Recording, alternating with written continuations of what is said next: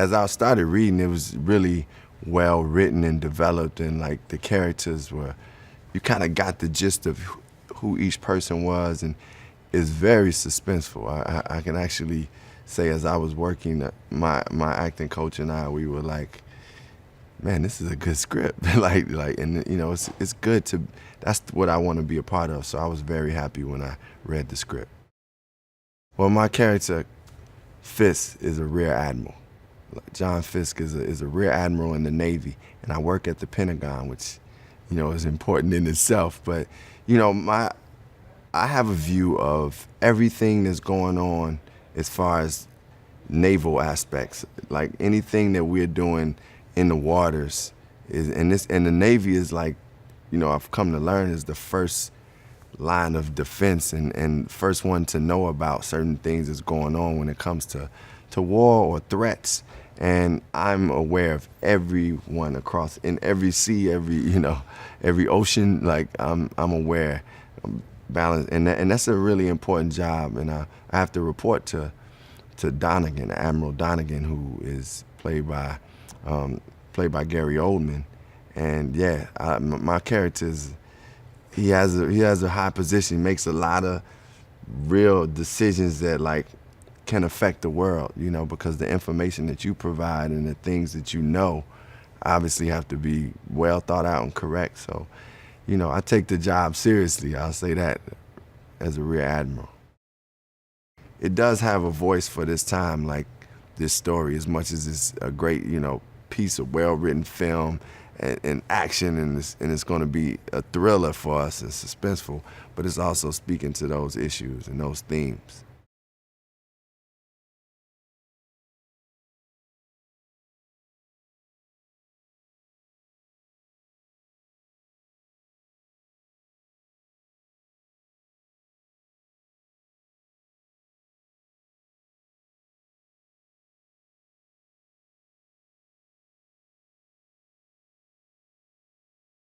Well, I think the essence of any great thriller is you can't predict what's going to happen next. And I often find, and this is no insult to the movies that are out there, but I often find that thrillers are quite predictable, or certainly action films anyway. And especially when you get to the third act, you got to know exactly what's going to happen. The hero's going to win, this is going to go down.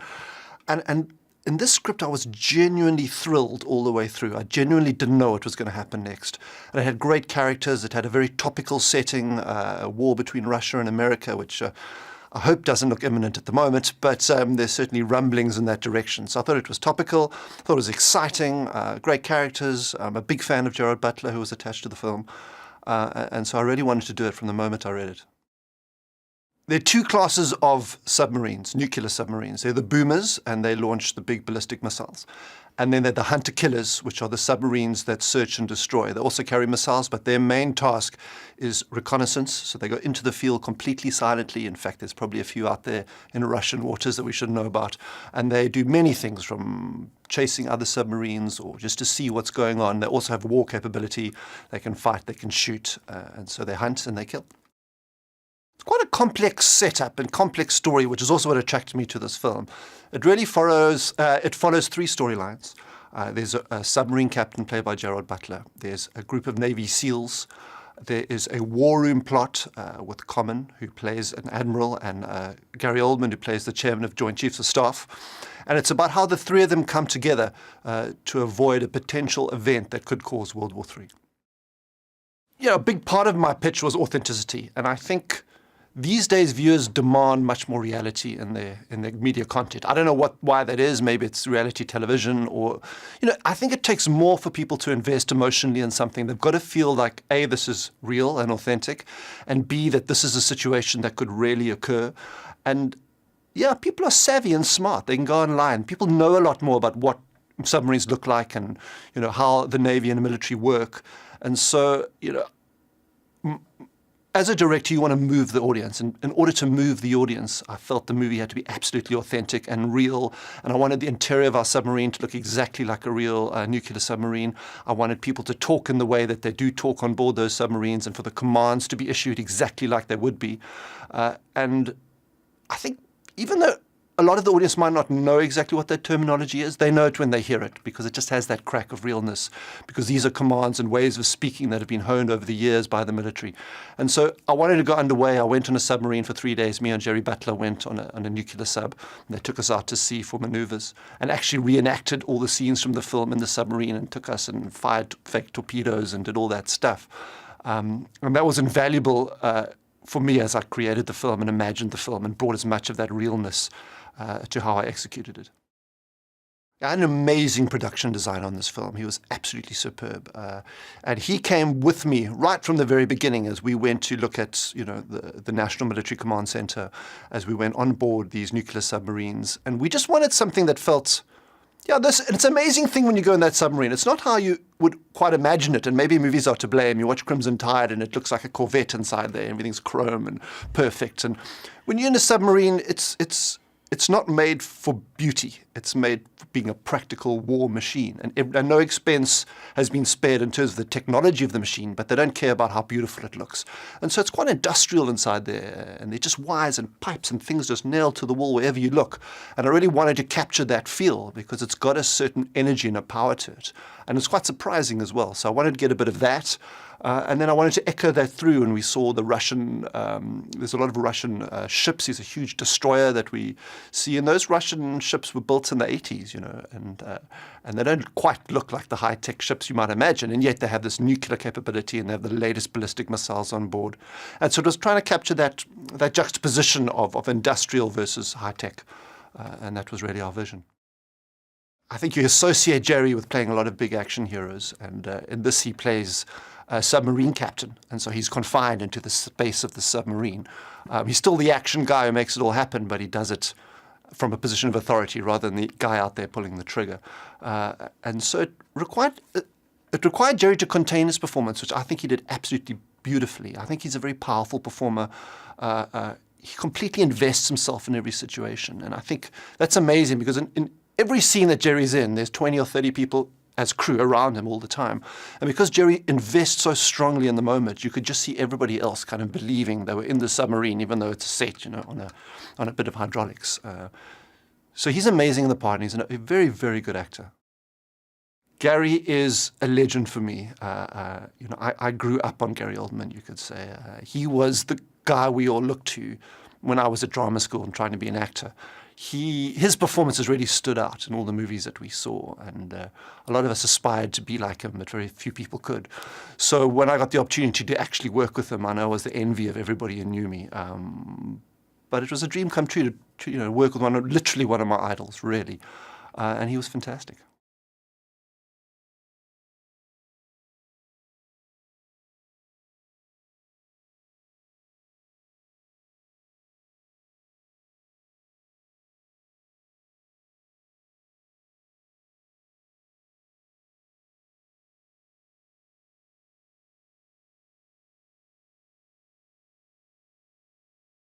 I play Admiral Charles Donnegan, who is the chairman of the Joint Chiefs of Staff.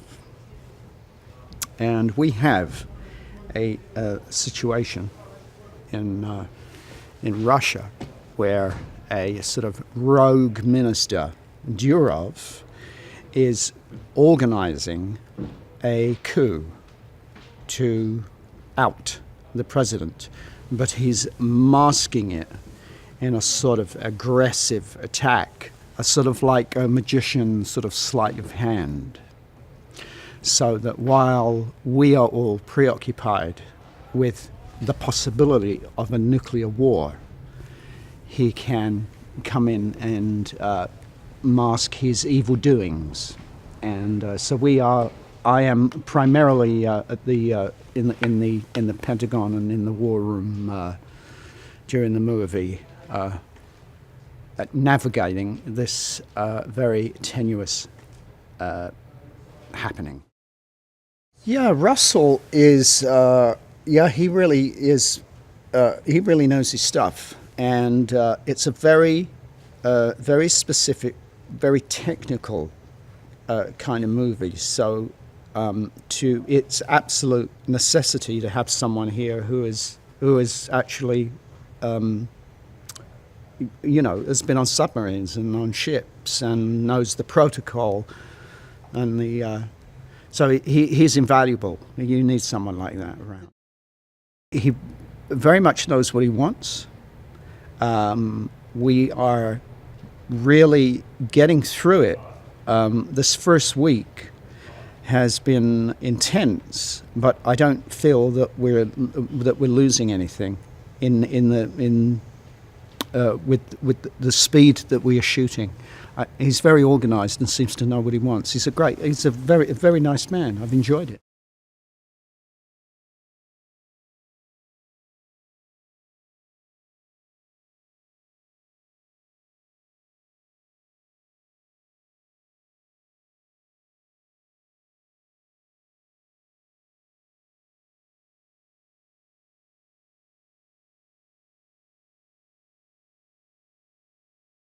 I loved it immediately. Classic script, classic story, drama, great action, very involved, detailed plot, fantastic characters that were fascinating heroes from all different walks of life. But between the Army, the Navy, the Russians, and it was just such a well put together story. This was a long time ago. Then I thought, this is a movie that is begging to be made and to reinvent, recreate the submarine genre as well, which I hadn't seen one of those for a while. But it just didn't seem relevant at that point because there's nothing really going on with Russia. This is the US and a conflict with Russia.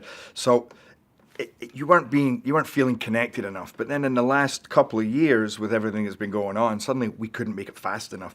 And the fortunate thing was we'd been able to develop it over all these years. We'd always working on it. And updating it and just making it tighter and better. So when this most recent of geopolitical situations arose, we were like, we're ready. Let's go. Now a submarine movie is very relevant, timely. This was a script that you have certain stories that you have for a while. Some of them you never make, some of them come back, and some of them just keep haunting you. And around the time, it was back in 2013, when it really wasn't makeable because it wasn't relevant enough, I actually had a dream. And I'm all about insights, dreams, epiphanies, and I had this dream that I was on a naval base, and I couldn't quite tell if I was making the movie or I was just living on a naval base, but it was the most incredible dream that I felt so connected to everybody. And when I woke up, it was the same thing. I had the same dream about being an actor when I was much younger, but I had this dream, and when I woke up, I went to the producer at the time, Ryan Cavanagh, and I said, we must make this movie. I tell you, it's my destiny to make this film. So I couldn't let it go. And then, of course, with everything that's happened recently, it became very relevant. So I really pushed to have it made. We're dealing with the highest stakes possible.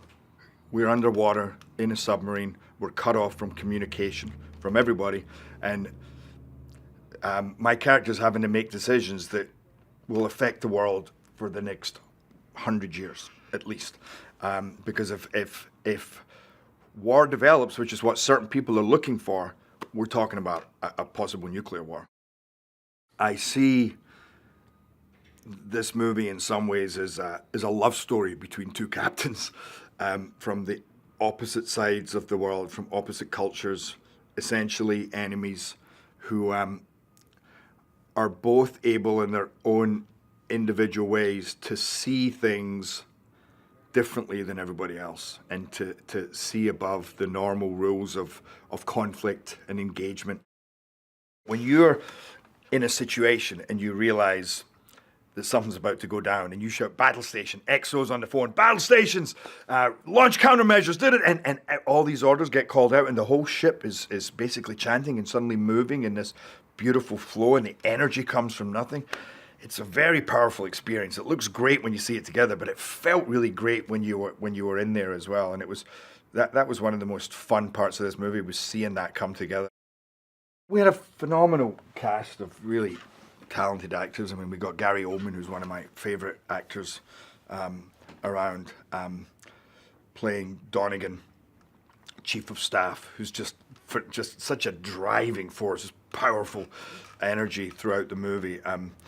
And of course, Common, that I was really excited about getting. He plays Rear Admiral Fisk.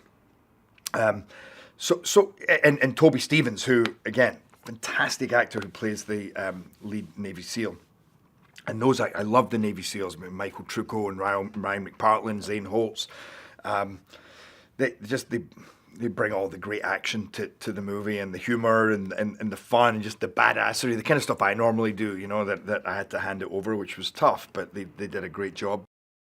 From the second I met him, and we met here in Soho House, and we were talking, and it was an interesting start. I learned a bit about myself in this, because I thought, okay, you meet a director and he's going to say, this script is very precious to me. I had it for a long time, so what are you going to tell me?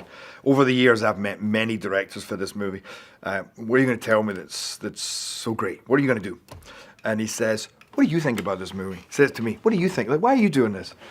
And it was really a kind of an assault on my ego, basically. I'm like, why is he asking me? I want to know. And then I realized that's exactly what it was. I was just like I felt challenged intellectually.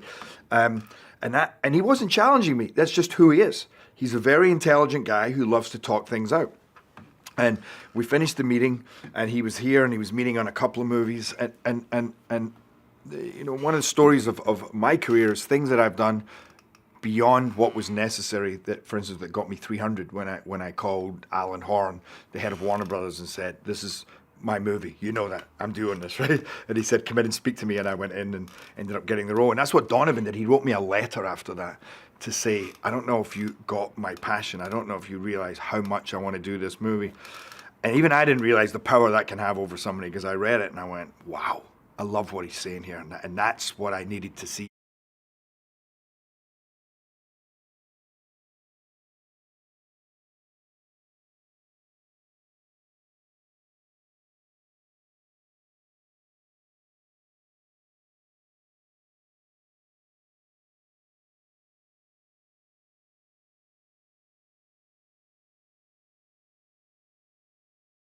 I read the script and I was like intrigued from the very beginning. I mean, the fact that you're bringing two superpowers like the US and Russia into play, and then the dynamics of how that plays out just read beautifully on the page. I mean, it was like you have this whole tension about an imminent war happening, which could be a world war.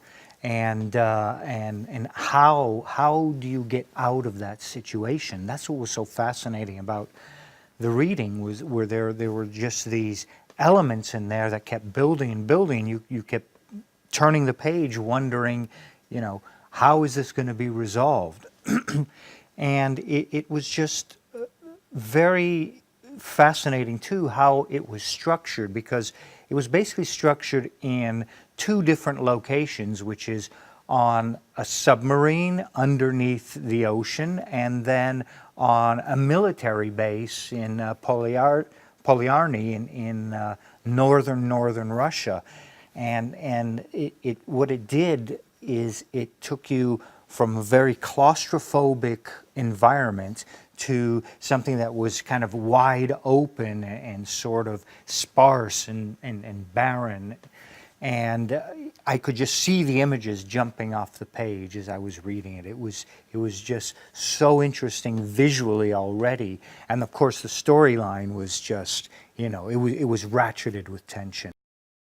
We had to do a lot of research. How are we going to get the movement we need in the sub? Do we want to fake it with just a camera, but then nothing in the background is swinging and you can already tell it's not on a gimbal? Or do we need to really get the precise movements of a submarine? So after a lot of research, we found a gimbal. But, you know, part of the problem we had was engineering, because, you know, this set weighed something like 2 tons or something like that. And there was no guarantee that the gimbal would even work once we put it on. And so it was a daily struggle there. Okay, we can put this on, but what's the weight of this? And you're adding it up to the point where you're going to make the gimbal work or not work. And fortunately we did. And the results were spectacular. I mean, you can see in the sequences when the gimbal tilts, you know, people are tilting with it, and anything hanging is tilting with it. And movement is very fluid and it's perfect. It's a perfect, kind of replication of what it is like in the sub. In fact, we had our advisor standing there, and his first comment was, "Wow, this sub looks like the exact same thing." And then when we moved the gimbal, he said, "And she moves just like our ship does." So it was a technical and creative solution that worked out very well.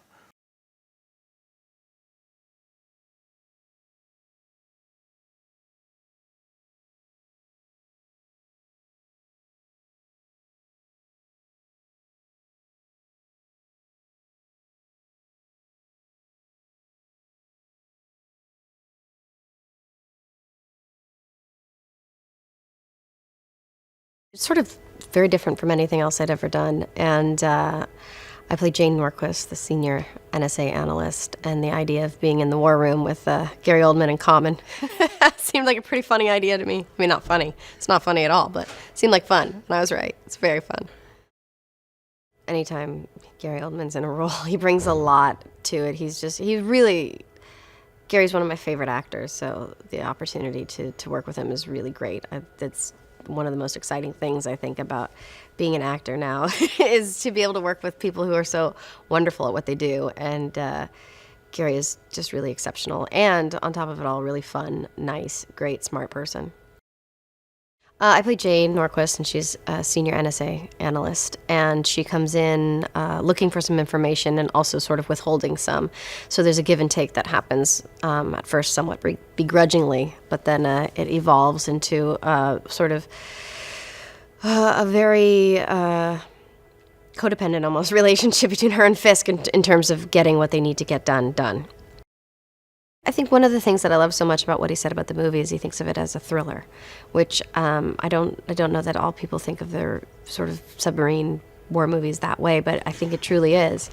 And that kind of tension, I think, is something wonderful that he can bring. And I love the way that I see him moving the camera around, and we've got a lot of very technical things, some very dry speak in that room. So it's nice to have all of that, what seems to be some interesting visual things happening around us.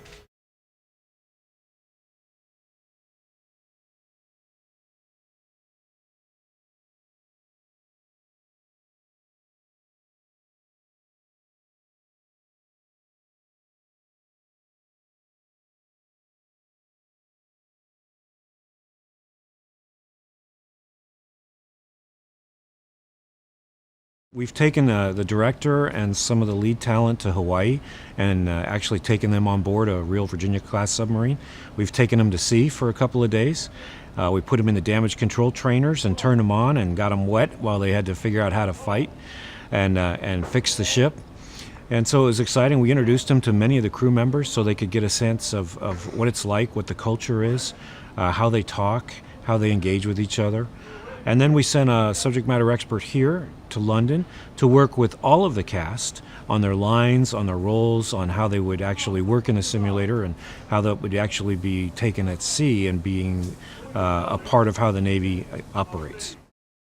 So the fast attack submarine fleet is designed to be hunter-killers, which is a kind of an affectionate term that really just kind of describes its informal role in the sea, which is to patrol the world's sea lanes, to provide a defensive posture for a carrier battle group, or to provide an offensive capability to track enemy submarines that may want to do us harm. And it's unique. It can dive and stay under for very, very long periods of time. And its crew is very well trained. And the ship itself has many different weapon systems, and it's capable of being undetected for long periods of time.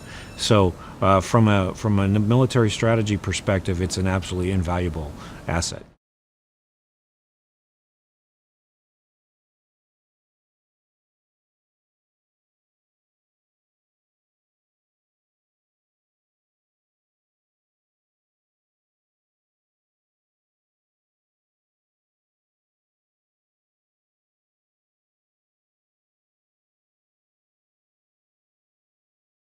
Jerry read the script early on, and he loved it. And of course, as soon as I heard he was interested, I thought he wanted to play Bill Beaman.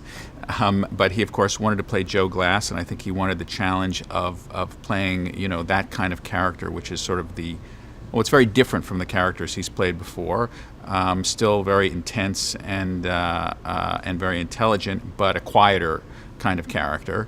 And he's been a great partner from the very beginning, trying to push the script forward and make it more authentic and more interesting.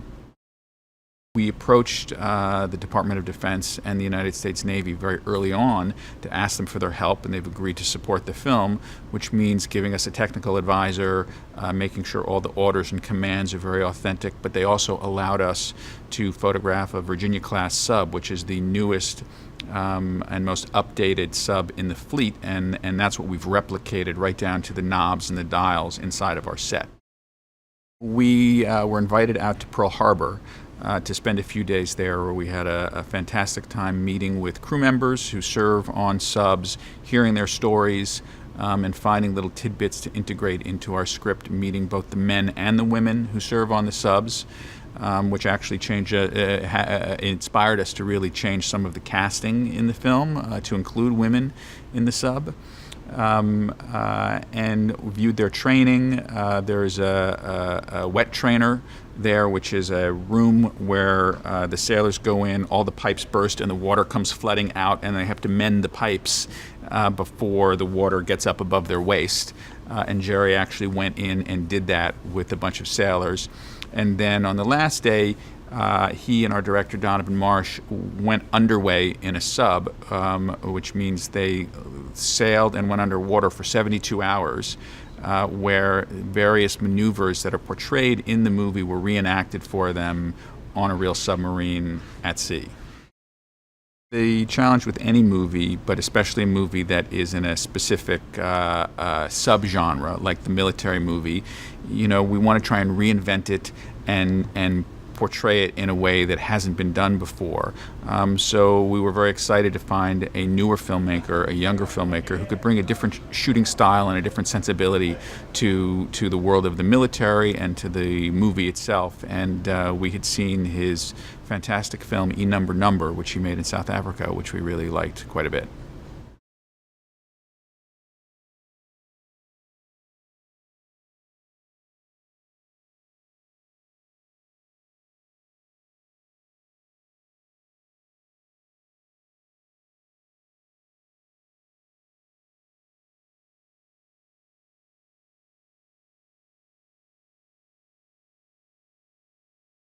Yeah, I mean, the boot camp sounds much more exciting than it actually was. It was mostly to familiarize ourselves with the equipment.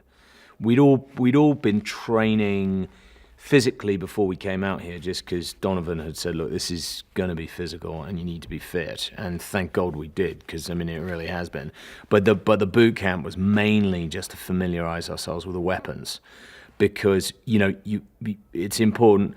I suppose also when you're playing special forces and military guys, you don't want to be the one that kind of lets them down, because they train for years to do this stuff. Now, you're never going to look as smooth and efficient as the guys who've done it for years, but you want to kind of pass yourself off as somebody who is, to play a SEAL is like you're playing the best of the best. So you want to be able to kind of trick people into believing me. The reality is something quite other than that. But you want to be able to use the weapons in such a way where it looks as if you've used them all your life. What's so cool about this one is you have all the claustrophobia of being on that submarine underneath and all of that stuff, but at the same time you have all of the excitement of what we're doing, the team of Black Ops. So you have the two kind of things of being on that sub and the kind of hermetic nature of that, and then also the big wide open spaces of us doing what we're doing. I've really enjoyed working with him. I think that exactly he's obviously had this movie, because there are many moving parts of this, and they all have to interlock and work together in terms of pacing, and it's very complicated actually. Juggling that around and knowing in terms of pace and dynamic what you want at any given moment. And he's been very good at just keeping us very much in the moment. And, this is, in a way, our plot line has a lot of energy to it. So it's just maintaining that energy and keeping that focus and being these guys who are in this situation. There are very few moments of rest, actually, where we actually are allowed to kind of settle and talk, because it's all go, go, go, go. And, also just having an awareness of where you are in the story, what you have done prior to that scene, how exhausted you would be, how much energy you have, how cold you are, and all those things. And he's been very good at just keeping that, because he has been playing it in his head. So I think they're going to be really entertained. I hope it's like a taut, thriller that has all of the ingredients that you want in a movie. Like, it's got action, it's got, tension, it's got, it's intelligent, and it's you want them also to be able to believe it, to buy into it, and I think for years, because, the Cold War is gone, we don't have these kind of movies so much. And I think because we're entering this, this kind of slightly tense relationship internationally, it suddenly becomes much more credible, So I think it's kind of, scare people, but it is kind of like a hypothetical reality. And you kind of think, well, it's I like those kind of thrillers because they're playing with current, temperatures in international relations and all that stuff, and going, what if, So I hope people will just find it, like a really credible, fun thriller.